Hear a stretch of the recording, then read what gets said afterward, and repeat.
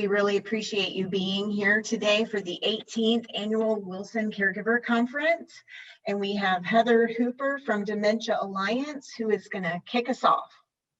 Good morning, everyone. I am so glad that you all are here with us today. As Lisa mentioned, this is our 18th year of being together, although it looks a little different this year. And on behalf of Dementia Alliance, Upper Coastal Plain Area Agency on Aging, and Barton College Gerontology Program, I'm so glad that you are going to be spending your day with us. And what a treat to have Teepa here with us today. I know that this information, anytime I get to hear Teepa, I learn so much. But I was thinking back this morning that literally about a year ago, we were with Teepa in Burlington, and I don't think I could have realized what the next 12 months will hold. And I think as we reflect over the past year and think about what we've learned through this pandemic, I don't know anyone who isn't changed in some way. The way we care for our loved ones, the strength that we never knew we had inside of us. And I'm glad that we get to take a step back and reflect on that further and really talk about 12 months later through COVID, how have things changed and what can we do different? What have we learned? So I am so excited to have Teepa on with us a little bit later today. I also want to thank our wonderful sponsors, Aware Senior Care, Eastside, Captel North Carolina, Pruitt Health and Hospice, Home Life Care, Spring Arbor of Wilson, Come for Care Senior Services, and Senior Transitions of North Carolina. Today would not be possible without the support of our wonderful sponsors, and I encourage you all to jot them down and check out their websites. They're fantastic services right here in North Carolina. So with that, I will turn it over to Mary. Welcome and good morning. My name is Mary Marlin. I'm the Aging Program Director with Upper Coastal Plain Council of Governments Area Agency on Aging. Try saying that real fast a couple of times. I bring greetings from our Executive Director for the Council of Governments, Mr. Robert Hyatt. And like me, we're sorry that we can't be together in person today. However, it is great to be with you all virtually for our 18th Annual Wilson Caregiver Education Conference. We're proud to work with the dedicated and amazing staff of Dementia Alliance and Barton College to bring you tools that will help you in your caregiving journey. And while we do the conference only once a year, we want you all to know that we're here for you all year long. As I'm sure you're all aware, the financial resources available for caregivers are slim. However, we're looking forward to a portion of the conference where we'll highlight some of the unknown resources that are available to you. I'm especially excited that we'll be hearing from Teepa Snow today, and I know that you'll leave today's events with information that can make the journey you're on a better one. I know it's difficult to take a break and take time away from your loved one. However, I assure you that the information you gain today will benefit you and your loved one. So for the next several hours, I hope you're able to focus on the conference, absorb the content of today's presentation. Please keep the Area Agency on Aging, aka the other AAA, in mind when you hear friends or loved ones who are in distress due to caregiving, and let them know that they can contact us with questions regarding caregiving and other aging concerns. If we do not know the answers, we'll work with our many partners within the Aging Network to provide those answers for you. Thank you for spending this time with us, and enjoy the conference.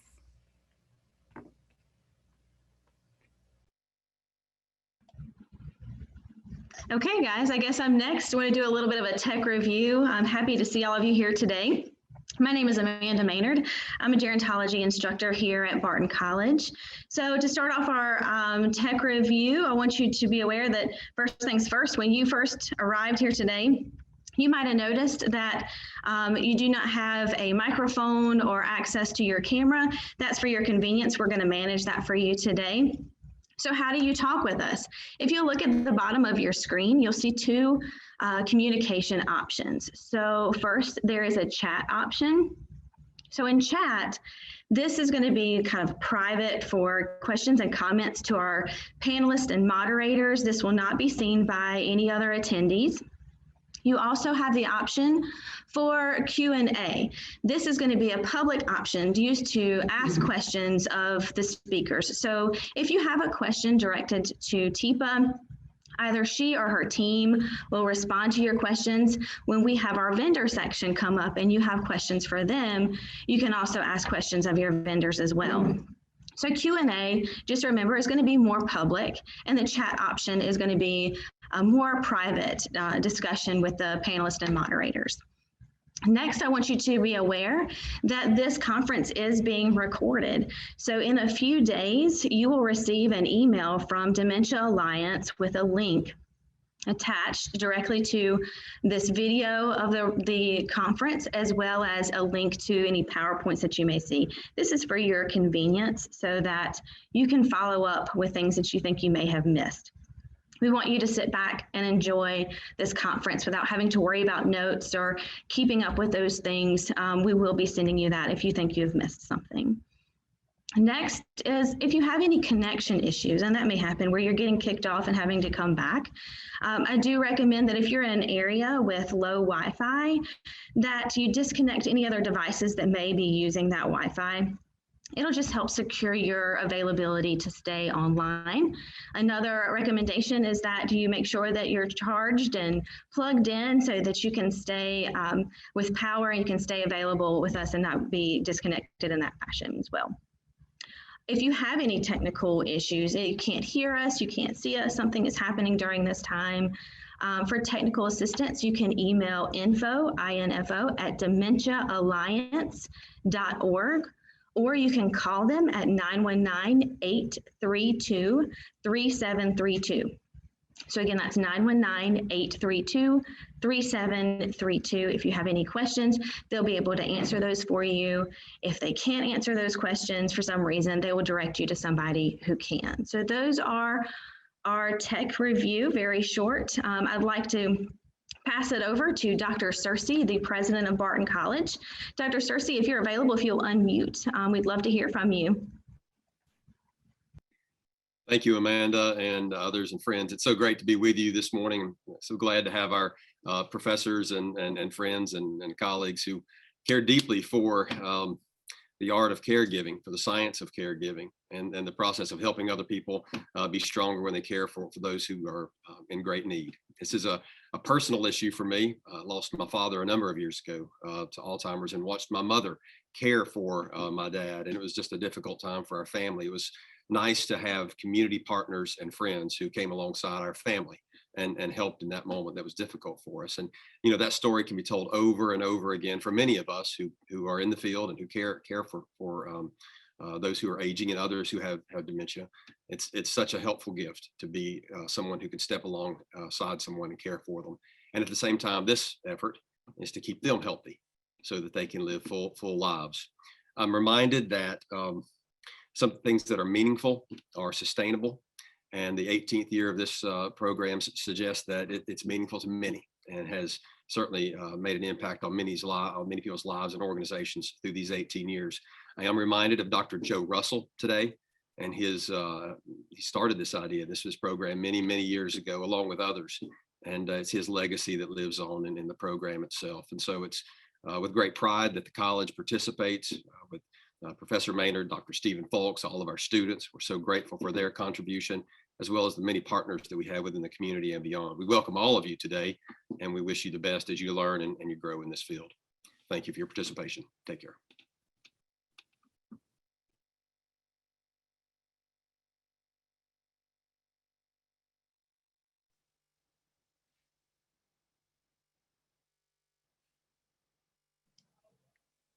We can't hear you, Lisa. Hello. Hi. I'd like to add my welcome to everyone for being here with us today. Obviously, it's a rather unique situation with the pandemic, but we think that we've been creative in the way we've responded to this. My name is Stephen Folks. I'm the director of the gerontology program here at Barton College, which started in the fall of 2003.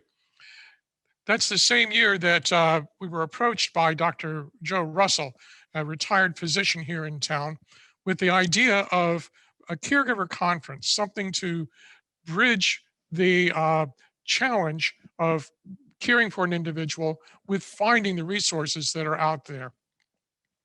Dr. Russell had this vision. We played around with it a bit and thought, hey, this is an exceptional idea. Let's go with it. Our immediate partner was the Alzheimer's Association, which has evolved to be now Dementia Alliance. They were on board with it. At that time, they actually had one conference that was statewide. So Russell's vision has led to this series of smaller, more grassroots conferences throughout the state, which I think we all agree has been a much better approach to linking the individuals in need with the programs and services and the providers. We're pleased that this is the 18th year that we've done this. It's gone through several individuals, both regional and some national, and the vision again remains the same. Dr. Russell has dedicated this from the beginning to family caregivers, and we are pleased to continue that today. I would like to take a moment to point out that Dr. Dan Coffer, who has presented for us a few times here at this conference, we lost him this past year in 2020, and we miss him, and his contributions from the UNC Memory Institute were significant to so many individuals. They also served as an intern site for some of our students. So we miss Dr. Coffer. And on a personal note, I've lost two individuals, a very dear friend, Fleming Fallon, who died of Parkinson's related dementia a year ago this month. And then I had a brother who died in April of Alzheimer's type dementia. So it touches all of us, whether professionals or not. And that's just an example of what's going on here with the conference and the reason that the conference is so powerful. It's incredible to have Teepa Snow with us again. Teepa, I would argue that she really got her start with us. She was with Alzheimer's Association, again, now Dementia Alliance, and was an integral part of all of these conferences. The Teepa and Melanie show was awesome in terms of its early days, and led to, I think, where she is today with what's going on. Great to have Teepa back with us. I still remember those first two conferences we did here at Barton and in Roanoke Rapids. You'll see in our video montage that is going to be showing a few times a history of some of the highlights of the conference over the last 18 years. Lisa Levine has been with us for so long, and again, so many great partners here. I'm going to stop for a moment, and what we've got is a continuing legacy with the Russell family. Dr. Russell and his wife, Sarah, passed away a few years ago. Their memory, their vision is alive and well in what we do. What we have is now Stephanie Bacon, who is Dr. Russell's daughter, who teaches at East Carolina University. She has some opening remarks for us. Ms. Bacon? Welcome to the 18th Annual Caregiving Conference hosted at Barton College. My name is Stephanie Bacon, and I would like to welcome you to this year's event. Unfortunately, because of COVID, we cannot be meeting in person, but I hope this virtual event will reach even more people than it would in person. I hope you all are staying safe and healthy during this pandemic. My father, Dr. Joseph Russell, started this conference many years ago and has been able to continue with the wonderful support from Dementia Alliance of North Carolina, Barton College's Gerontology program, and the Upper Coastal Plain Area Agency on Aging. Thank you again for continuing to support this conference. My father and mother, Dr. Joseph Russell and Sarah Russell, started this conference many years ago in honor of my grandmother, Hester McDaniel Russell. You see, my grandfather started having debilitating strokes at a very early age. And by the time my father was in med school, my grandfather was in a vegetative state. My grandmother cared for him for 6.5 years in her home. And this was before the times of hospice and professional caregivers. This really shaped how my father practiced medicine. He believes you're not just treating the individual, but you have to take into account and treat the whole family. Because illnesses such as cancer, heart disease, diabetes, stroke, dementia, they don't just affect the person, they affect the whole family. That is why he started this conference, to help other people know that they are not alone in their caregiving for their loved ones. This presentation has grown over the years and now includes many, many vendors who will provide support and resources for all of you who are caring for your loved ones. I hope that you will use these resources and you will find that there is a great list of supports. Thank you again for coming to today's conference. Our presenter is Teepa Snow. I have personally heard Teepa present on dementia and Alzheimer's, and she is an incredible speaker. Ironically, she was the very first speaker in the very first caregiver conference that my dad started.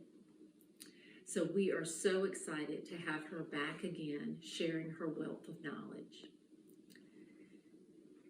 Thank you again for coming, and I hope you have a great day.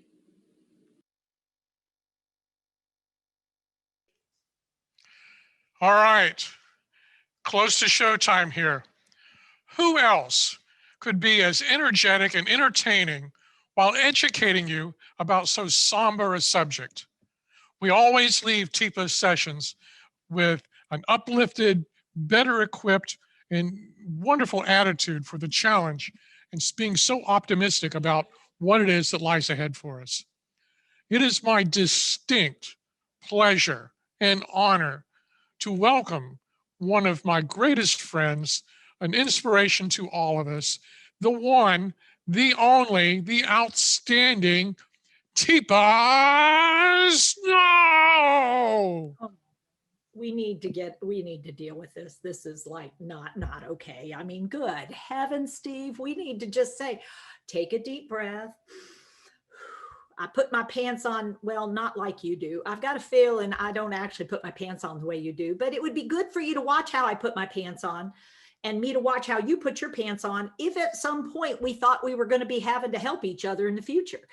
Otherwise, it would be considered poor quality social behavior to be watching each other get dressed or undressed. But that's sort of how I want us to talk a little bit today, because what we're going to be doing today is talking about things, frankly, that classically people don't always like to talk about in public, because it's not the kind of thing we tend to think is okay to talk about in public. But the problem is, if we don't figure it out before we need to figure it out, when you're in that moment of dealing with, she won't take, I don't know what to do. She's just not, what we tend to think is, I need to take over and run this. And what we need to go is time out. Whoa, wait a minute. What is happening here? Why is this happening? Wonder how she's seeing things. Wonder what I'm thinking. What's going on? I mean, why is this so different than it used to be? And what we tend to do in those moments is go back through our life and see if we can find another situation in which we were going to support and care for someone. And unfortunately, guess what happens? We go back to a place where someone's a child and someone's an adult. Only we sometimes forget that if we think we're going to change places that quick, and that this person in front of us is a person who has turned into a child, we're in for a rude awakening, because that's not what this is about. Dementia is not about people becoming children. It's such a hard thing when people say, well, they're like kids. And it's like, no, they are not. They are grown adults who are having brain changes. And their brain changes are often triggering our brain changes. But what if we worked on our own brain changes ahead of time and thought this through a little bit more? So when I saw evidence of a brain change, I have some options, some ideas of what to try. And it doesn't involve at all thinking about that human being in front of me as either less or childlike. But instead, wow, that's different. Huh, that wasn't what I was expecting. Man, I've never heard her say stuff like that before or do things like that before. Wow, let me put this under advisement before I move forward. So in order to talk about this and this idea of what's happened during COVID, what have we learned from COVID? Because boy, it was an opportunity to learn a whole heck of a lot. Later on today, I'll say a whole hell of a lot because we'll get over that. And we'll talk about that use of that word I just used, the one instead of heck, I said hell. Let's get over that a little bit. We'll be working on that because it's sometimes evidence that my brain is changing. And that change could be a moment of distress, or it could be signals that my brain is truly changing to a place where, whoa, my brain is changing and we're not going to fix it. But also my brain is changing. And right in this moment, I'm not stressed, I'm distressed. So maybe we should be cautious about moving forward into something until I figure out what that distress is all about. And that's where we've made some mistakes during COVID, and we have potential to change. Now, to do what I'm going to do today, because we're going to have several little segments and you're going to get breaks in between, and we'll have sponsors and people who are active in this conference, because you know what, Steve's right. I was the first speaker. Absolutely. We were, now I'm trying to remember, I think even the first time we were in the cafeteria at Barton College, and we had to deal with the sun coming in because it was in March and it was right around St. Patrick's Day. Same time we do this. We've done it years and years. And what happened was it got really warm in the building, but we also had sun coming in. And so we had to do some adjusting with how people were sitting and what they could see. And you know, that PowerPoint that people like to use, that's bullshit. You can't use a PowerPoint when it's really sunny. And so there was a lot of learning moments. So this thing about COVID, just like life, it's an opportunity to learn something about yourself, about the people around you, and about what you can do differently. Because if we're not willing to change, we're stuck. And if we're not liking where we are and what's happening, the only thing we can do is be stuck, which isn't a really helpful place to be. And for people living with dementia during COVID, they got stuck in lots of situations. And so did their care partners and caregivers and family members and staff and facilities and agencies and organizations and governments, because, well, we're just going to treat everybody the same. What a huge error. What an absolutely huge error, because we already knew something about people living with dementia that nobody took into account from the highest control centers of the nation, which is people living with dementia, when you don't do anything to support life on a regular and daily basis that gives people a sense of value and purpose, a sense of pleasure and joy in moments, a sense that being well is a way to be, and there's a way to do that because you use things that are good for your body and your brain, and you create an environment and engagement opportunities that support living well, and that we have to support those who are supporting, or the system will fray and fall apart. And instead we thought, let's isolate everybody for safety. And while that might have helped for COVID isolation, it did not help for dementia care. And one of the things we've learned is, wow, there has been a huge number of people living with dementia that have experienced losses beyond, well beyond what they would have experienced had they just had dementia prior to COVID. Yes, they would have changed. Yes, their abilities would have continued to shift, because dementia is this brain disease that robs the brain of capacity in some areas. And yet when it does that, it opens up opportunities in other areas. If we're open to acknowledge that, well, that's different versus, oh, she's not who she was. but that's us. So I said, I brought some folks with me, and I did. I brought Rachel. Say, hey, Rachel. Oh, no, you have to say, hey, Rachel. That was waving your hand. There you go. Hey there. Now, Rachel is going to be somebody who's going to help me out here, because my goal with you is this is not a lecture. I never do lectures. What I do are presentations that interact with people. Now, this is a little different than being in a cafeteria at Barton College, because, we're in different places, but our goal is to still to interact. Oh, and then I have Mary Donnelly. Hi, all. Hey, y'all. Now, Mary's from the mountains of North Carolina. She's up there in the Asheville. Not exactly, though. You're in. No, I'm in Asheville. You're exactly. You're in Asheville. Okay. Yes, ma'am. Rachel, on the other hand, is out there in Oklahoma. She's nowhere nearby us at all, but she does work with me on a regular basis at this. So here's what I'm going to ask everybody to do. Now, let's see if you're paying attention, or if you've just put this on and walked away and gone to play with the dog or the kids or managing somebody's schoolwork. I don't know what you're up to out there because I can't see you or hear you. But at the bottom of your screen, if you will move either your cursor, or on your keypad, if you'll move your little cursor around, either with the mouse or whatever you're using, you'll notice that it says we have somewhere around 196 people here. Well, and it may be a few less for you guys because we got some panelists here. The only three of us who are visual right now are Mary, Rachel, and I, because the rest are hiding from me. That's what people do when I get here. Just saying. Now, if we could, if you look the next little box over, what you'll see is Q&A. And under Q&A, if you'll click it, go ahead and click on that box. One of the things that's going to happen is when you do Q&A, what you're going to find is that you can type in a question. When you hit enter, you'll send that question in, and Rachel will pay attention to those questions that come in. And if you have a question and it's not about what we're talking about right then, you're not answering one of the questions I just asked y'all, it's something different, Rachel will say, hey, Teepa, and she'll let me know about the question. Now, we may do them at the end of a segment, we may do them in a group, but we will try our very best to get to questions.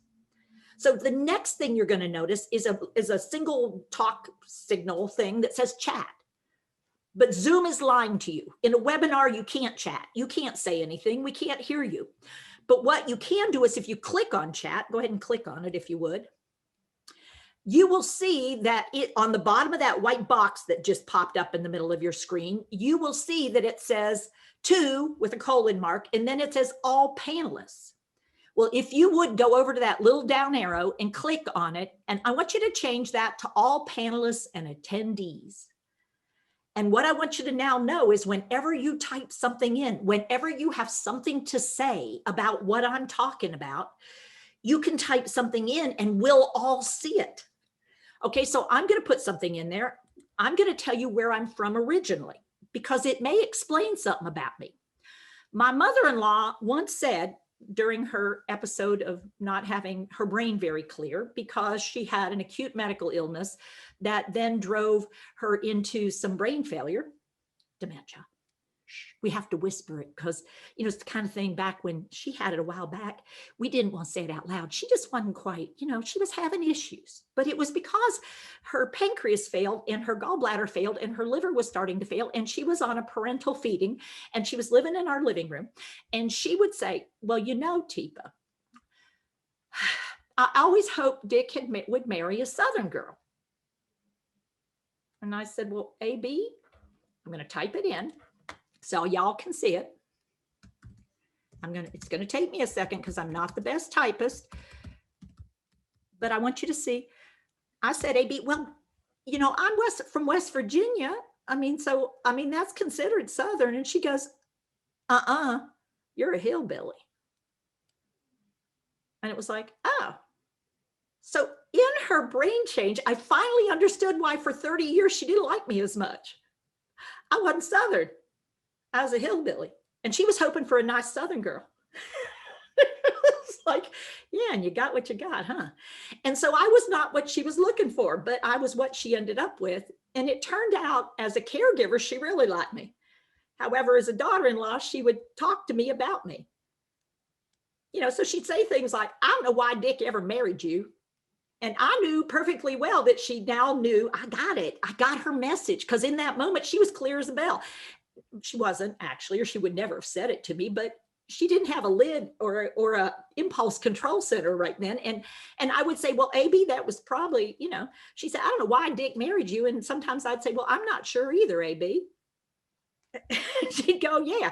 I wanted him to marry a Southern girl. And I'd say, yeah, and I'm a hillbilly. And that just probably always never was, it was never what you were looking for. She'd go, no, but you're okay. You're just rough. Well, yeah, AB, I say hell when it counts, sort of like I got that little bit of me. So what we're going to be doing today is being willing to say, well, hell, or well, shit. Because sometimes dementia causes us to go, well, shit, this wasn't what I wanted. And what I want you to realize is saying a little bit every now and then in a good place. I mean, I know I'm in front of y'all, but I want you to realize, wow, being willing to put out there, some ideas of what you do when you're in those moments of somebody surprises you with what they say or do. And COVID's put us in situations where we frequently could feel trapped or isolated. And I know about both of those things. Trapped into a situation where you don't get a break, and isolated and not able to be with somebody in person to help actually make this make sense and try to comfort and try to connect, because you're not allowed to be with them. And what you've noticed is, boy, are they struggling with that. And that happened well before COVID, but since COVID, whoa. So now it's time to find out whether or not y'all can chat. I told you I'm from West Virginia, and I would love to know where people who are here come from. Where are you from? Now you can say originally or where you feel like you're from. I've been in North Carolina outside Chapel Hill in a little town called Efland, or in Hillsborough, or in Durham, North Carolina for close to 45 years. And I'll still tell you, I'm originally from West Virginia, spent a little time near Pittsburgh, Pennsylvania, came down here and went to Duke, and I've been down here ever since. 40 years in dementia care and being an occupational therapist and working at Duke and UNC, might I add. Look at y'all. You from a lot of places. Good. Look at you people. You are so with it. I love it. Now, if you have not figured this out, if you want to get rid of the big white box in the middle, if you will, click in the upper right-hand corner of that white box on the X, and it will become just a little black box down near the bottom. For those of you who haven't done that many of these little webinars, it may be important. Oh, Hillsborough, New Jersey. Well, look at that. Oh, I recognize some names coming in here. Oh my. All right, so here's how we're going to start this off. I'm going to show you a video clip. I'm going to show you a woman who is in the beginning state of living with a dementia. Now, I want you to watch carefully for signals and signs that she has some sort of dementia. What is she able to do? What is she struggling to do? What do you notice about her interaction with a carer? And this carer may be a friend, or she may be a professional. And in this case, it doesn't really matter in the situation. What I want you to notice is skills and changes that you think she might be experiencing and why you think they're differences, and what you notice the carer doing too. All right, so you ready? So this is someone who, and I want you to notice things about her, because what we know is people are people before they ever get dementia. And even when they have dementia, you're going to see pretty much them come across as people. So here we go. I'm going to share my screen, and I'm going to share the sound, and I'm going to hope that everything works like it's supposed to. We'll be looking at some PowerPoints later on, but for right now, can you see me back in the corner of the room? And somebody, you might recognize her if you're familiar with Dementia Alliance, the Alliance here in North Carolina. That's Melanie Bunn. She and I go way back. We're good friends. As Steve said, we were at we were at the first one and second one and third one. We did a lot before I took off and went places. All right, here we go. Let's listen in. Hey. Oh, hey. Hey, sweetheart. Listen. Teepa, yeah. Yeah. Hey. Oh, hey. Hey. Look, she gave me these, She but gave then you the I don't know. exercise. Yeah, the exercise Right. things. And I'm supposed to start with the easiest and go to the hardest ones, but I don't know which. I Yeah. didn't She didn't, I don't know which one is which. Yeah, they're kind of not There's marked very three well, are colors, they? but there's not any, it doesn't say on them which is It doesn't. which. One. That's for one? Oh, this is the one I do first? Mhm. Oh, okay, so this is first. This is the one first. That's one. Because it's the easiest, Mm-hmm. and you're sure? I am absolutely sure. Okay, so that's the first one. That's the first one. And this one is what? 2. Second? Second. All right, well, this is the second hardest. The second hardest. And so this is the one I do next. Next. And then here comes this one. 3. Now, I'm not sure I'll see this on here. It's hard to tell, isn't it? That's third or three? Third. Third. Because I do it third. You do it third. That's like first grade, second grade, third grade. Nice so you work. go to first grade first. Then you go to second grade, and then you get to third grade, and then you keep going. Then they start test. Oh, yeah. All right. Well, I appreciate it. You're welcome. Thank you. Nice to see you. Good to see you. First, second, third. That's what I was looking for. All right. So what did you notice? And now is the time for you guys to use your little chatty fingers. So what were some things you noticed? And I'm going to have Mary Donnelly chip in here because she's watched the video. Mary, what are some things you noticed while Rachel keeps track of comments coming in? What did you pick up on?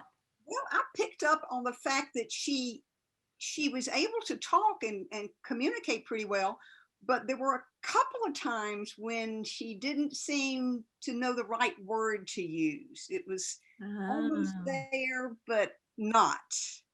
Yeah, so she was having a little trouble. And if you take your left hand, everybody, get your left hand out and use your thumb, your index finger, and your middle finger and bring them all together.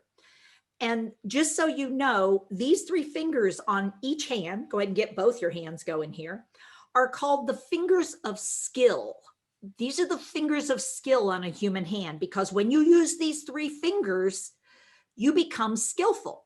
So let me show you a couple of examples. Take your double hands here, use your hands and button a button, or imagine that you're buttoning a button. Zip a zipper, hold the zipper and then pull it up, and you'll notice 3 fingers, 3 fingers. Ooh, put a nut on a bolt, sort of put the nut on and then take it back off. How about knitting, crocheting, using a screwdriver and holding the screw while you get it started? Writing, yeah, everything we do is skill. These are the fingers of skill, and it comes from using a median nerve, which runs through the carpal tunnel, comes through the brachial plexus, comes out of the spine. It's part of the spinal nerve system, which comes from put your hands on top of your head, if you would. This is a little exercise for today. Just making sure you're stretching and moving while you're sitting here. Sensory motor complex.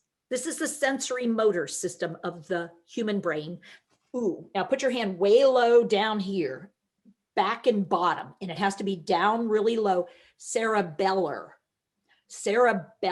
Those are those automatic rhythmic kind of things, and the side to side and the core body things, bouncing a ball while you're walking, chewing gum, things that you don't think about too much, but require your brain to work with the world around you, called gravity, to maintain balance and coordination.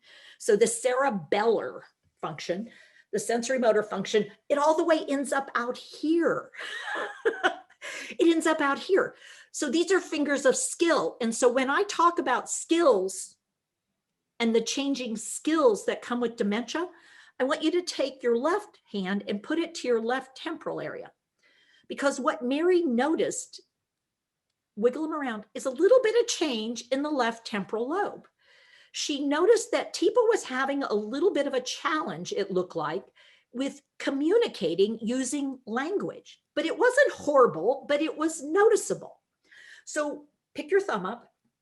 The 3 skills over there that Mary was noticing are vocabulary words, comprehension of speech, and then speech production, all of which are housed in the left temporal lobe only for human beings. That's the only place they're found for 98% of us. They're small little localized areas, and they are informed by the rest of your brain. However, you have to have the skill to use them. And pop your thumb up, if you would, everyone, if you'd like. You know, this is a way to hold on to more data by using your body and your brain. You're listening, but you're also doing things. So listening, touch both ears, is coming into the temporal lobes. Doing something and watching me, put your hand to the back, but higher, occipital lobe. Vision is handled by the back of your brain. And then we talked about movement, sensory, motor, top of your brain. And then we talked about that hearing, temporal lobes. Oh, and now what you're doing is you're processing everything I'm giving you. And for some of you, I'm going really fast. And for others, this is just a quick review of stuff you already knew because you've been active in the world of dementia. But if you've never been active in the world of dementia or medicine or neuroscience, a lot of what I'm talking about, what's up here, you use it every day. You don't have a clue what it is. I mean, you just use the system without knowing how it works, because as long as it works, does it matter? You're like the people who take your car to the mechanic and say, there's something wrong. I mean, I don't know, it's making a funny noise. And the mechanic's like, helpful. When does it make the noise? Just every now and then. Okay. So what we're doing is we're really exploring this a little bit. And what Mary is saying is, pop your thumb up, Teepa's missing some nouns. She's having trouble finding specific nouns. And it's only nouns. That's the only thing she's really having trouble with. And that, it turns out, is one of the first indicators that she's starting to struggle a little bit. And you can tell it's a struggle because she doesn't like not actually, she tries to work around the word. She talks around it a little bit, see if she can get the message across. So she's still communicating. She has a lot of skill, but she's talking around the word rather than giving the specific word. And she uses general words rather than a detailed word. And what Melanie does, take this hand, she comes up and supports Teepa. So take your second hand and she supports her in the words she's able to come up with. And that's really important because Teepa likes feeling successful. And who helps her feel successful in this interaction? Melanie. She's underneath here. She's not going, so what word are you looking for, Teepa? Can you tell me what the word is? So what word are you talking about? What happened? What the bands? What are those bands called? She doesn't seek any of those out. What she simply does is support and supply the word Teepa's looking for. And that seems to work. So what else did they notice out there, Rachel? Well, let's see. They noticed that Melanie gave her the pen and kind of encouraged Teepa to write it. Oh, so put your hands up here, sensory motor wise. Melanie gave Teepa an opportunity to maintain her fine motor, visual motor, detail skill. So she gave Teepa something to do rather than do it for her. She didn't take that pen over and put the numbers on it and all that stuff. She didn't just say it.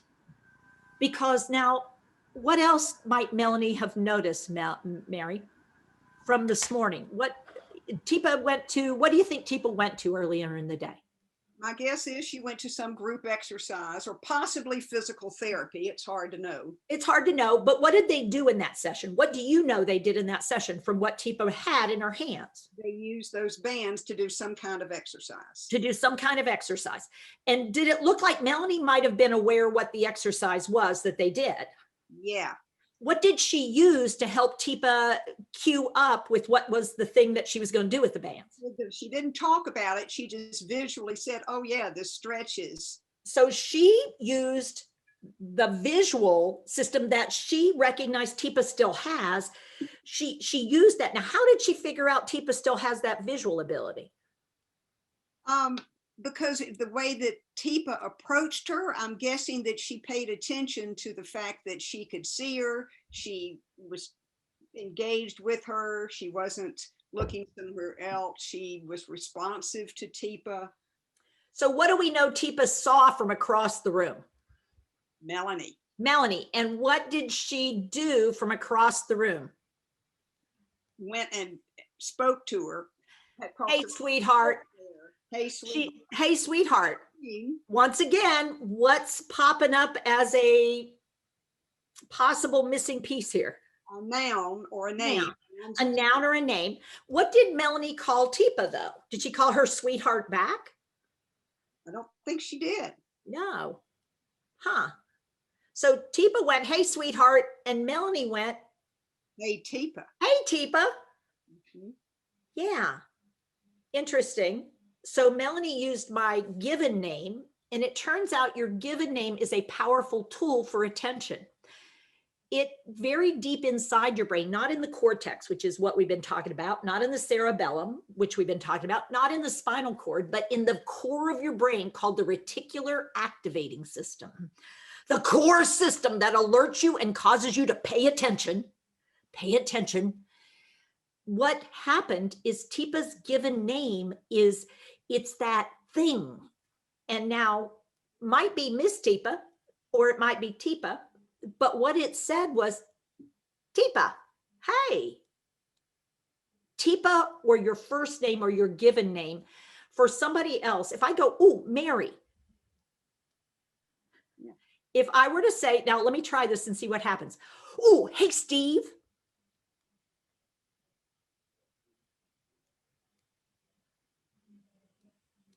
Yes. Yeah. Now notice it took Steve a while, because what do we know? What do y'all know? Mary, Rachel, what do you know about Steve? Was he expecting me to do that? Not a bit. Was he sitting back a little bit and watching and listening?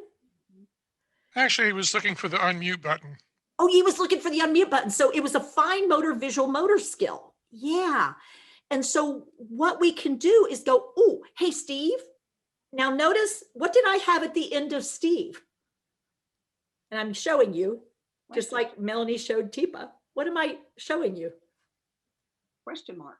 A question mark. I did an uplift on my voice to say, hey, Steve.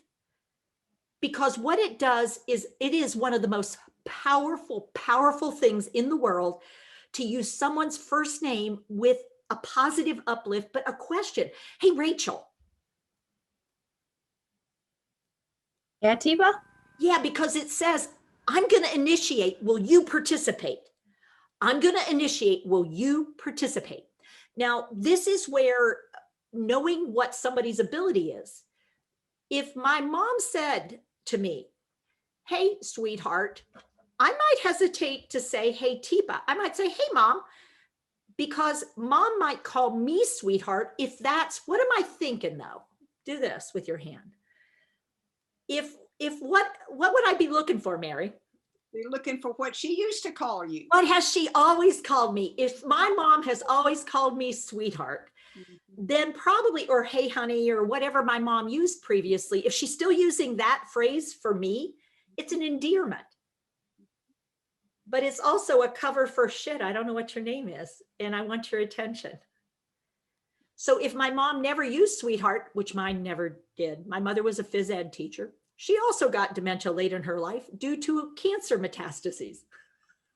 Yeah, she did not call me sweetheart. Trust me. She called me, and she called me when I was misbehaving. It was before I had Teepa as my name. It was Tina Lucille Allman. And so many of you know, when your mother says, Tina Lucille Allman, that is not a call for, let's have a good time together. What does that mean when you use that tone of voice and you use a full name? Oh, girlfriend, you are going to pay a price. Instead of, if she goes, Tina, come here. What does that mean? Ooh, let's do something fun. Yeah. And if my mother had switched to using Tina, it would be hard work for me. I would have to really think, because what has happened to me over the course of years and years, because I got Teepa from working with a boy with autism when I was, I don't know, 12, 13 years old. I have been Teepa much longer than I was Tina, which was never my favorite name to start with because she spelled it weird and nobody could spell it. And you spend a lot of time trying to correct people. And is it Tina? It's like, no, it's Tina. T-I-N-A? No, not T-I-N-A, 2 E's. Well, that's weird. It's like, you're right. I didn't do it. Talk to my mother if you want to have an argument. But what am I saying here? What did Melanie do that opened the channel of who initiated here? Teepa. Teepa had initiation. She initiated. She sought help from Melanie. She was really looking for help. And she said, "Hey, sweetheart," because she couldn't think of the name, or that's just what she calls people. And Melanie said, "Hey, Teepa," back. So in that interaction, what else did Melanie do? And she snuck it in. She was really sneaky.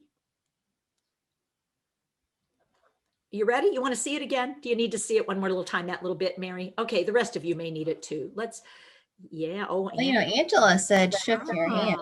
Yeah, let's watch it. Hey. Oh, hey. Hey, sweetheart. Liz, Teepa. Yeah. Yeah. Hey. Oh, hey. Hey. Now, do you think Teepa was actually looking to shake hands there? No, What was she using her hands for? manipulating the stuff. What had she already gone to? Was she interested in interacting anymore? No, What was she looking to do? she was focused on what was in her hand that this was all about.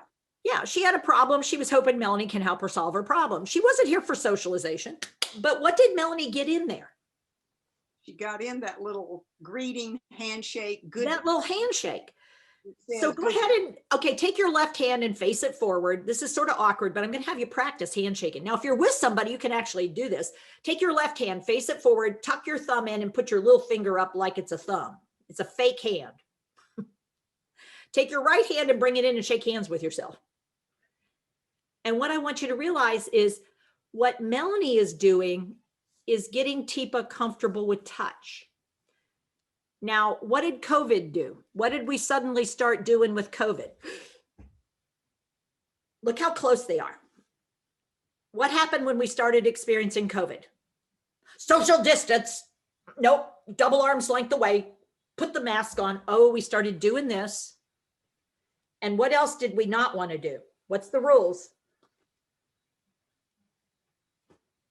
No touching. No touching and gloves. Mhm. So the challenge when we put on a mask like this, what COVID taught us is 2/3 of communication comes out of the part that's now covered. And when it comes to interactions for people living with dementia, when we don't do a typical connection, we're having to rely on the thing that actually is one of the most challenging from the very beginning, which is the ability to take in, process, produce language, and use vocabulary. So this thing called COVID and how we used PPE with people living with dementia and how we use those don't touch, social distance, isolate, cover up your facial area. We made it so hard, even when we were in the presence of people living with dementia. A lot of this that you see right here stopped happening. And what we've learned over this year is that not happening had huge impact on people living with dementia, much more than people without dementia, because they were already seeing signs of change in the left temporal lobe, in the language center. But they were also having changes in social behaviors because Teepa didn't think to shake hands. Melanie's the one that initiated the handshake. And what that means, do this with your hands again. And it takes practice, left hand forward, little finger up, shaking hands like this, being able to make human contact. One of the very most comfortable places we touch one another is with a handshake. And then we let go. And we can be in each other's presence, looking and doing something together. And notice how Melanie automatically got in what we call a supportive stance. This supportive stance gives us a shared area. Now, what have I done with my visual right here? Do you notice what I've done? Let me stop sharing for a second, because I want us all to realize, look on Zoom, what I'm doing with you guys. What's center stage right here? You're turning sideways. I am. And what have I put right in the middle of your visual field? What it is you want us to see. What I want you to notice and pay attention. Can you still see me? Yes. Oh, but if I were to do, ooh, hey, Mary. Ooh. Yeah. Yeah. Yeah? Yeah. Something to drink? Yeah. You've got it. Cheers. Cheers. Coffee. Coffee. Oh, water. Mm. Initiation, participation. Now, what did COVID teach us? Oh, it is not moonshine. Now that's now, just wait a minute. You took my wait a minute, West Virginia. Now I have tasted it and it does come in this jar, but this is just straight out water. It's too early in the morning for moonshine. It'll kick you back. I'm just saying. My grandfather, just saying. But what you just noticed here is COVID taught us to use technology in ways we never thought we would. And we wouldn't have chosen, it wouldn't have been our first choice. But those of us who chose to try to stay engaged started to really look hard at how we might try things when we were forced into separation and segregation. Because we were separated and we were segregated. Families were dangerous, care staff were essential. Families were essential and they couldn't have supportive care staff for a while. What COVID did is this isolation, separation, segregation really was a challenge. And so what we learned during COVID is you can use technology sometimes in ways you would never have thought. But guess what you're going to have to do? Change your brain, change your skills, develop some new opportunities, try them out. So if I'm going to wear a mask, I'm going to go, oh, Mary, hey, how are you? Here, or here? I'm here. You're here? Fantastic. Ooh, hey, Mary. Show you something. Look at this. Colors. Colors, you're right. Look at that. Love the blue one. The blue one. Now, Mary, this one or this one? Oh, the one that's not, yeah, that one. Oh, are you a UNC fan? Yeah, go. Go Tar Heels. Hey, Mary. Uh-oh, Dookie. I'm both. Ooh. Now I'm going to pause. How many words did Mary use? How many did I start with and she picked up on and followed in on? What'd she do? Oh, look at all the colors. Look at, I see orange and yellow and blue and, oh yeah, look at all the colors. Didn't do that. I said, ooh, Mary, look. Colors. Colors, yeah. And then she said, I like the blue. And I went, okay, 2 colors of blue. Let me get rid of everything else to simplify her options. Now, how many people do you think automatically, when they learned their person was going to be isolated from them, got out there and quickly learned how to use Zoom and how to use FaceTime and how to use all those things? How many folks were really, they just spontaneously went out there and sort of started figuring it out? And how many folks struggled with figuring things out because they may not have been already familiar with Zoom. They may not have known much about FaceTime. Their person might not be where Teepa was in this video. We're going to look at Teepa at different ability states. But what COVID taught us is if we're going to do this, when we're talking about an extended period of time, if we do not figure this out, take your hands. We're going to lose a lot of opportunities to participate, to initiate, to engage. And unfortunately, our goal during the beginning of the COVID episode was not about sustaining and maintaining abilities. The thing that Melanie did with Teepa, that wasn't where we were focused at all. We were intensely focused on stay apart, stay away, get everybody away from everybody. Because what we've got to do is we've got to protect people by keeping them totally isolated. And it was like, Oh my heavens. Oh my heavens. And what happened during that time frequently is not only was the person living with dementia grieving the loss of relationship and opportunities and environmental opportunities and activity opportunities, so were we. So were we. We were in a grief state. We were in, but what am I supposed to do? How am I going to do this? I go every day. I'm active with my mom's care. Wait, I'm the only caregiver, but we had her, she was at day center and now she's just home all the time. She was living alone. And I don't think she can stay alone. I mean, what am I going to do? I've got to bring her in. I've got the kids. People were forced to make really rapid. I mean, we're talking about within a week. Like for me, within a week, I lost over 65 activities I was going to do. They were all gone. And the question is, do I just go, wow, that was fast, it's all gone?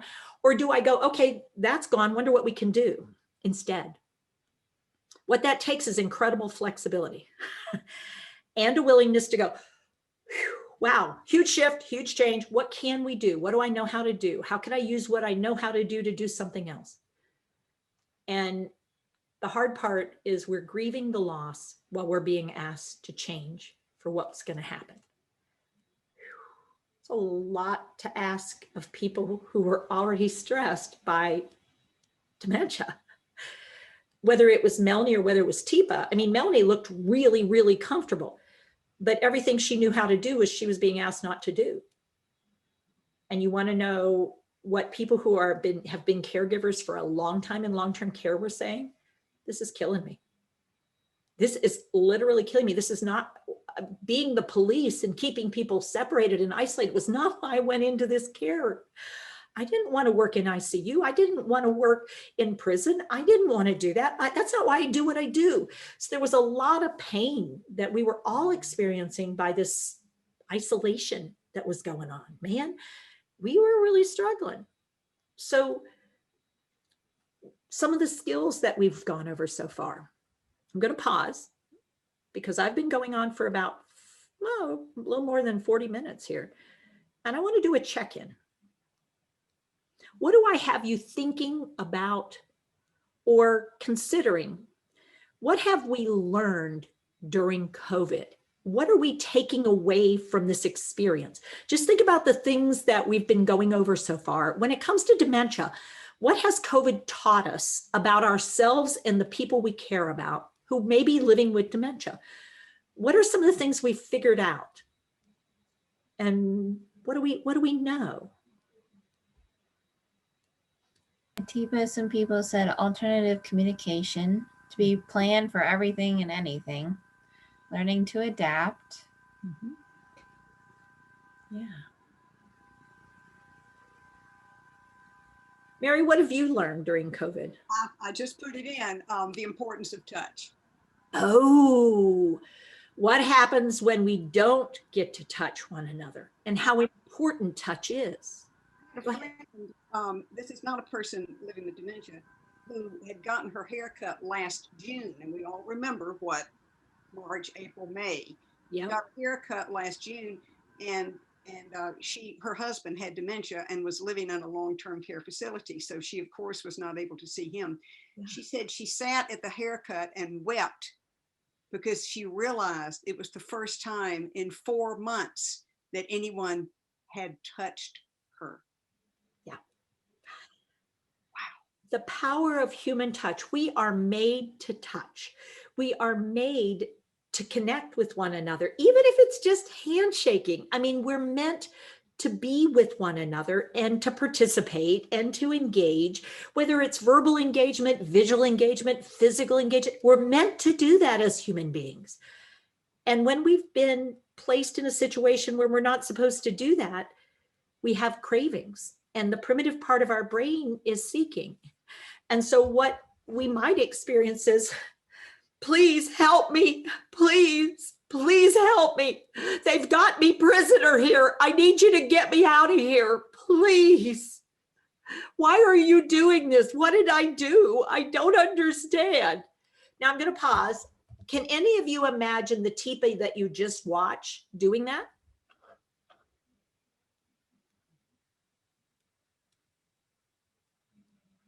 Anybody imagine the Teepa that you just saw? Being in that state after 2 months of being in individual isolation, which is what folks required, unless a facility worked with the state and regional leaders and said, our building is not designed that way. We are designed as the common space is part of the living space. And we need to really rethink this because our secured, particularly our secured area, those are just small bedrooms. They were never meant. I mean, and we need people to come out. We can work on socially distancing in the common space, but we have got to have people come out. The whole reason they moved in was to get support and consistency and time out. We need to talk. But many communities did not feel that they had the luxury, nor did they have the leadership, nor did they have the approval by state governments or federal mandate, CDC, to adjust, to adapt to the presence of dementia, particularly for people like Teepa.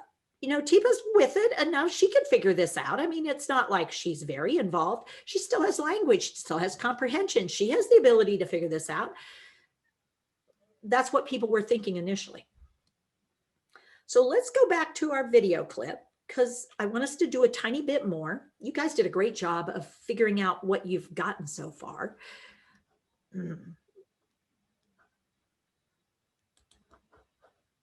A couple people have been asking about how do you touch somebody when they're your mom or they're not a touch person because they couldn't picture doing a handshake. Yeah. So what if okay, Mary, be my mom for a second. Okay. And I go, Mom, hey lady, how are you doing? Hey, sweetheart. Now, why did you still put your hand out? Well, you had your hand out. It just sort of seemed like the thing to do. What did I do with my left hand? It was out of I didn't see it. It was really wide out because what I'm doing is saying, Mom. Yeah. What does that signal? Hi. What else does it signal? Glad to see you. I am so excited to see you. And then what I did is I offered my hand, and it's an automatic social greet. And because I'm looking enthusiastic, what I did was I offered my hand in connection, and she offered it right back without thinking. It's an automatic, autonomic reaction to someone offering your hand. It's not you're my daughter because I got the hey mom excitement, and then I'll drop my left hand down and I'll go, how are you doing?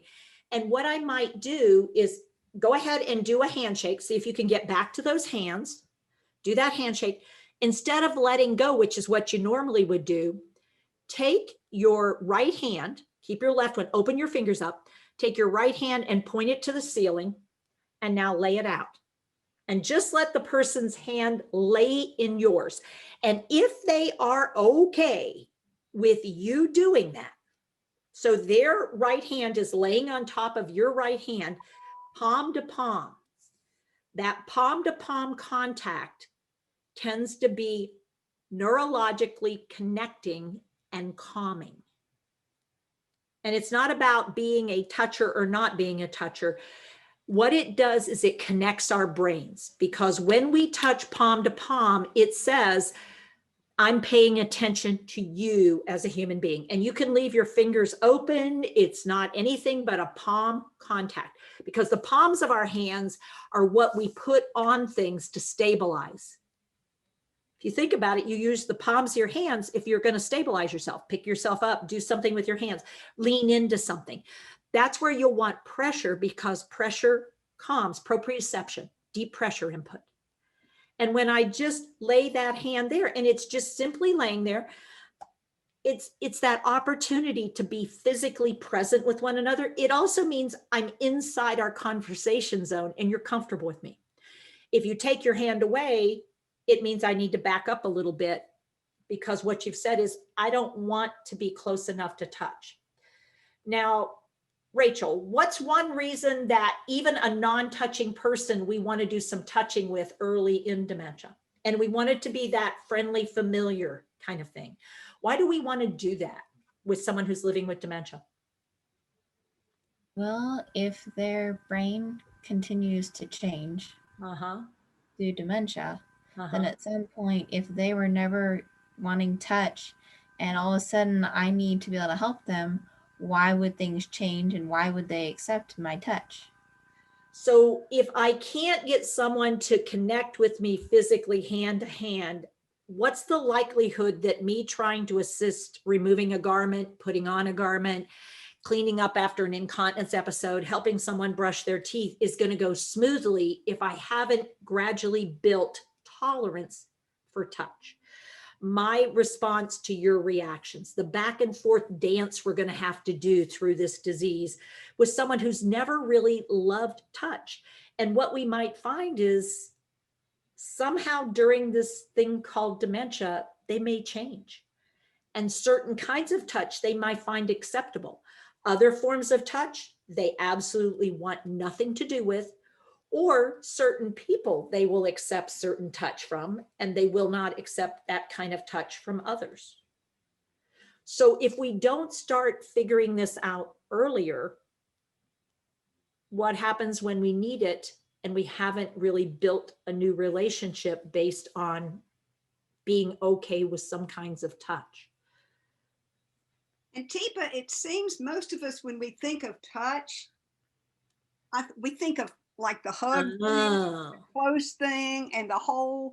And you know, if you're a little sensitive to touch, you think maybe the hand thing is I can touch, I can connect, but I'm not necessarily. Does that?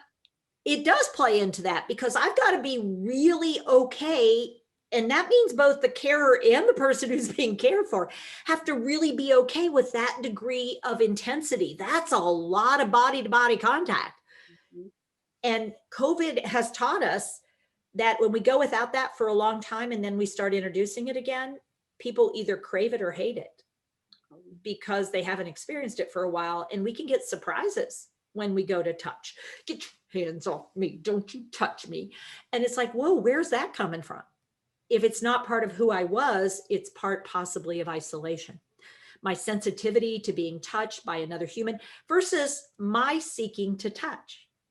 So we use our hands as our tools and our ways of figuring things out. We touch stuff with our hands. We touch stuff with our mouths. We touch things with our feet. We do that kind of touching with our bodies. And we put a lot of touch on the back of our bodies. We don't call it touch. We call it sitting. We call it lying. We call it stabilizing. We don't think about it. Wow.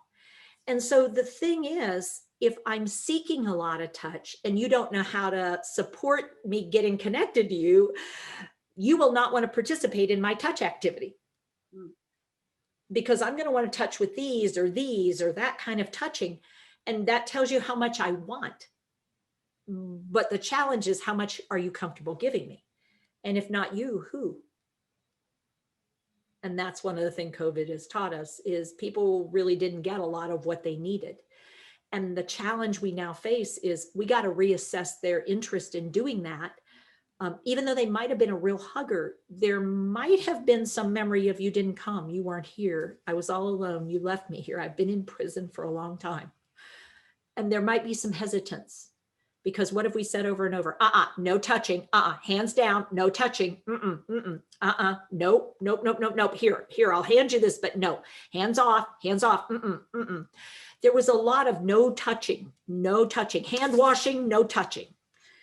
And we did that. Now, in hindsight, should we have done it differently? I believe we should have. I believe that there were ways to ensure some degree of safety without no touching. In fact, no touching actually increased risk for many, many people, that they would touch in ways that created risk or danger for each other. But we only know that now for most people. Some of us had anticipated it. Let's go back. Let's take one more peek here before we are going to be ready for our break pretty soon. Here we go. Let's go look at her a little bit more. Look, she gave me these, but then I don't know. Yeah, the exercise. So what was the very first thing Melanie said when Teepa said she gave me these? What did she say first before she moved forward in the conversation? What'd you notice?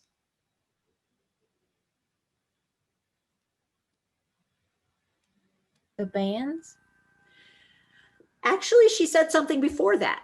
And this becomes really important. It's called validation or confirmation.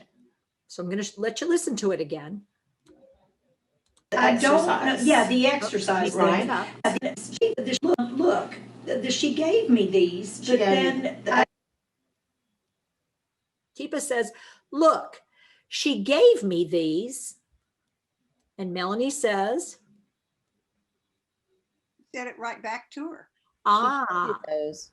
And yeah, so she gave you those. So she changed the word a little bit, but she also added, the visual. she gave you those, and then she started a visual, and then she says, I don't know. Yeah, the exercise, right? the exercise. And then who copies Melanie's statement? You did. So Melanie says the exercise things, and Teepa says, yeah, the exercise, yes. So what are you noticing each of us is doing before we move forward further in a conversation? Repeating what the other person says. We're double checking. Did I get your message? Did you get my message? Did you get my message? We're double checking. Yeah, got it. So we can move forward. We're on the same page. We're in this together. So this becomes a real important skill to master. This idea of confirmation or validation before we move forward in a conversation. And I'm supposed to start with the easiest and go to the hardest ones, but I don't know which, I didn't, I don't know which one is which. Yeah, they're kind of not There's marked very three well, are colors, they? but there's not any, it doesn't say on. Okay, so what does Melanie do here that's a validation and a confirmation? What did Melanie start doing as Teepa's talking? And Teepa's talking sort of fast here. When Teepa talks sort of fast, what do you think when Teepa's talking fast? They're different colors, but they're not in order, or I don't know. What do you think that's about? Do you see a change in emotion and facial expression? People are picking up on confusion.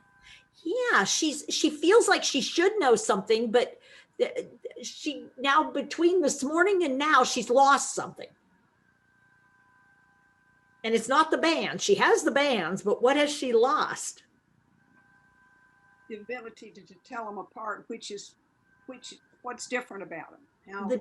Yeah, the details of what the order is, and she can't use the stretching of the bands to help her figure this out. She's supposed to go from easiest to hardest, but she's not sure how to do that because the words and the actions are getting to be a little too much. So what did Melanie do with them to sort of check it out? What you see her doing as Teepa's talking, she's not interfering. She agrees it's confusing. And then she's testing them to see. She's testing them. Teepa's already said one of them is supposed to be easier to harder. So yeah. So then Melanie presents Teepa with which is which. One. That's for one. Oh, this. And she gives a simple cue. One. Hands it to Teepa. And then she looks for. This is the one I do first? Mm-hmm. Oh, okay. So this is first. This is the one first. That's one. Because it's the easiest and you're sure. I am absolutely sure. Now, is there any way for Melanie to be absolutely sure that's what the exercise instructor said? Absolutely. No. No.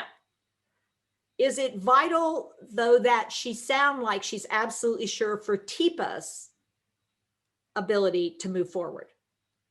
Yes, because she's looking for those answers, simple answers, and she doesn't need explanations. And so, yeah, it just needs to be, I don't need to tell you details. She came to Teepa to try to figure out, how do I get through this activity? Because if Melanie doesn't give Teepa what she needs, is Teepa going to do the exercise? Mm-mm. Is it a good idea that Teepa's doing some upper body exercise? Mm-hmm. Yeah, because she's in a limited setting and evidently the instructor wanted her to do some, maybe like 10 each, do it 10 each. Yeah, so let's now see, as she's writing these, what's Teepa's other little stumble here?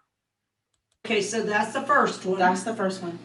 And this one is what? 2. Second? Second. All right, well, this is the second hardest. The second hardest.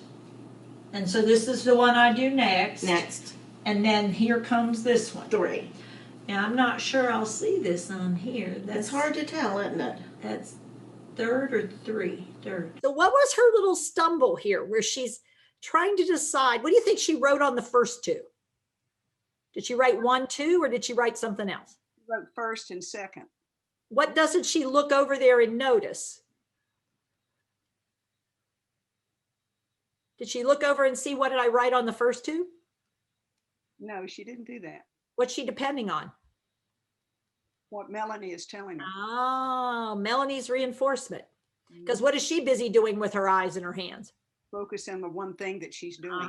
She likes to do one thing at a time, get it right, and then move on. As soon as she writes it on there. Third. Because I do it third. You do it third. That's like first grade, second grade, third grade. Nice so you work. go to first grade first. Then you go to second grade, and then you get to third grade, then you keep going. Then they start test. Now, what do we have in this moment? What do we have between the two of them in this moment? Fabulous connection. A moment of joy, pleasure. Why is Teepa finding pleasure right now? What's one reason Teepa's feeling pleasurable right now? She got it. She got it. She knows what she's supposed to do. First grade, second grade, third grade. I got it. I got it. I know what I'm supposed to do. Why is Melanie feeling successful? Do you think? Because Teepa. Well, she was also successful. She was successful with Teepa. Teepa likes her. Teepa got what she was looking for. Melanie can go back to what she was doing. She has a sense. Teepa probably is going to try some exercise. She could even check later and see how that worked out. They now have, do this with your hands, this connection, this positive connection where by the time they go apart, they both like each other. They both like each other as they do this. So let's go back to what's happened with COVID. So what do we know if Melanie and Teepa don't get to be together a lot? Let's say Melanie is not able to be with Teepa. She is not with Teepa, let's say for 2 months. She is not spending time with Teepa. Because Teepa's in isolation. 2 months. And Teepa doesn't really have anybody else coming in. Her daughter's trying to hold the fort, maybe, but there isn't somebody like Melanie coming into Teepa's life. There's nobody coming in like that. What might we notice? People are saying regression, frustration, loneliness. She'll lose skills. She's going to unlearn what she knew. Oh, yeah. Huh. So we might actually notice that Melanie is, well, what about Melanie not being around Teepa? Because we think about Teepa losing skill. What do we know about Melanie possibly losing some skill too? Melanie's not had any chance to practice this. Neither, I mean, the last time she practiced, she did anything like this with Teepa, she might have been in a whole different states than she is. I mean, this is 3 or 4 or 5 months later, and there have been some changes in Teepa's brain, and it may be that Melanie is not paying attention to that if she's not been around her. Yeah, so what we're going to take a peek at right before we go on break, I'm going to set you up. I'm going to have you take a look at what happens to the first interaction. Melanie comes back, and she's really excited to see Teepa. She is super excited because it's been 2 months, and she's really excited, and Teepa's in her room. And so Melanie's going to head on in because she's really excited. Now, Melanie doesn't have a mask on in here because we decided it was important you be able to see people's facial expressions.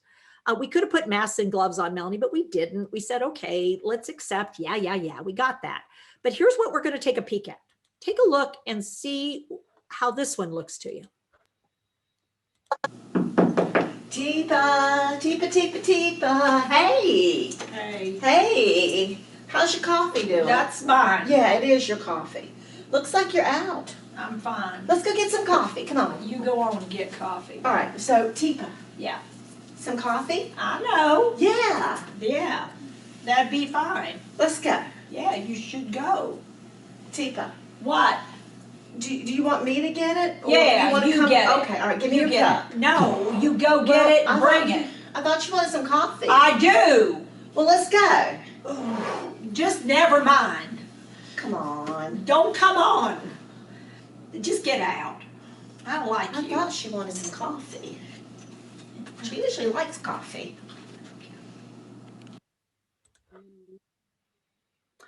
I'm going to say these words. Uh-oh. And then I'm going to say, oh shit. What happened? And we're going to pause here because it's time for some other folks to share some things and for you guys to take a break. Whoa, that was not what Melanie was thinking was going to happen. But I'm also going to say to you, I'm not sure that's what Teepa thought was going to happen either. But Teepa's surprise was in smaller packages. Melanie really was shocked, and because of her excitement coming in, she missed a lot of cues and clues that Teepa gave her. And unfortunately, what we ended up with, put your fists together, is Teepa doesn't like Melanie, and Melanie doesn't like Teepa. And frankly, this is where they are. So, what we're going to do is we're going to think about, what could we do differently here? What's possible? And it's a lot of the skills Melanie had already. Now, Melanie was clearly role playing. She knows better than all that. But what we're trying to demonstrate for you in this situation is what's COVID done to Teepa. And that's what happened to Teepa with COVID. And I want you to notice that's not just her dementia. Teepa has a probable, and we could probably get her diagnosed, but what would be the point right now? High anxiety and possibly an agitated or atypical depression. What we have is not only Teepa's dementia progressing over 2 months, it was more than just Teepa's dementia. That was social isolation. We may have dysmobility issues. We may have other problems with social skills at this point because she hasn't been using them. She's been way too isolated for way too long. So we're going to come back to this because what we need now is how do we go from where we are? Because this is it. I mean, maybe after a year she's here, maybe after 2 months she was here. But what I can tell you is we got to get past where we are because this is not an okay place to be, and it can be so much better. And we're going to not only look at Teepa with great abilities, we're going to look at Teepa with very limited abilities because not all Teepas were at this point in their dementia when this started. And so the reality is, here's the bad news. We've had a 10% increase in dementia-related deaths in this last year. 10% more people died with dementia than died the year before. I'm not talking COVID, I'm simply talking dementia. And that was only within the first 4 months. We had a 10% rise within the first 4 months of COVID. 4 months of isolation, we were having a 10% rise in deaths. We don't have the latest statistics, but what we know is, wow, progression went haywire without the right support in place. And I will also tell you that anxiety, depression, caregiver frustration, caregiver collapse, giving up is on the rise because without the right support, it's not just people living with dementia that's been impacted by this COVID. We all need recovery. So I'm going to turn it back over to our leaders and sponsors here. And I'm not sure whether it's going to be Lisa, whether it's going to be Steve, whether it's going to be Mary, whether it's going to be Heather. I know it's going to be somebody, and they got people to introduce. So I'm going to give you guys a break, but I'm not in charge of break. So, take that with a grain of salt.